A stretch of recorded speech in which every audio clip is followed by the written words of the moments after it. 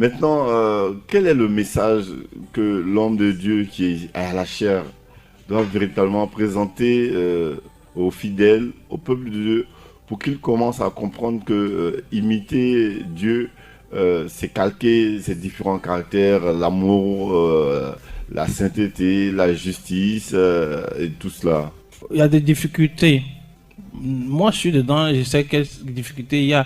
La première difficulté que vous rencontrez quand vous voulez parler de l'imitation de Dieu, de l'imitation de Christ, c'est tout ce groupe de chrétiens qui sont prêts à se moquer de vous. Non, mais docteur de la loi, il croit qu'il n'est pas fait, etc.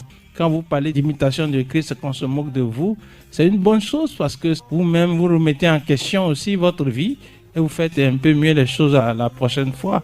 Et j'ai vu que beaucoup de gens qui prennent le temps à se moquer des autres concernant cette imitation de Christ, j'ai vu qu'ils ne progressent pas beaucoup dans la connaissance de Dieu. Alors que vous progressez dans la connaissance de Dieu. C'est important. Même une imitation de Christ qui se solde par un échec vous donne quand même cette capacité à pouvoir exhorter les gens. Parce que vous avez essayé, vous avez échoué.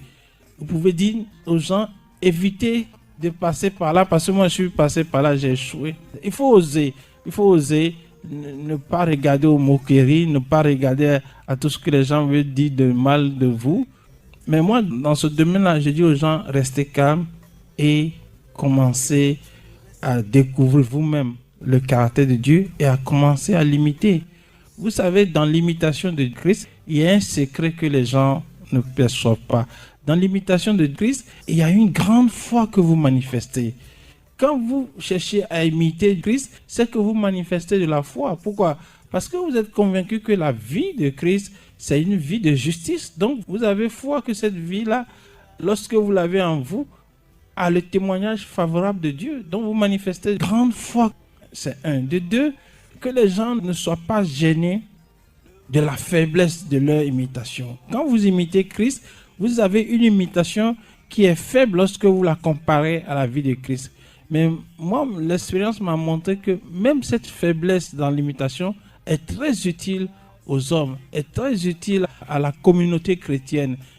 Moi, j'ai eu des situations où, dans cette faiblesse d'imitation, j'ai quand même pu obtenir des réconciliations, j'ai quand même pu planer des difficultés devant moi et avec les gens. C'est énorme. J'aurais choisi la vengeance, ça ne m'aurait rien apporté. Et je bénis Dieu de m'avoir amené là.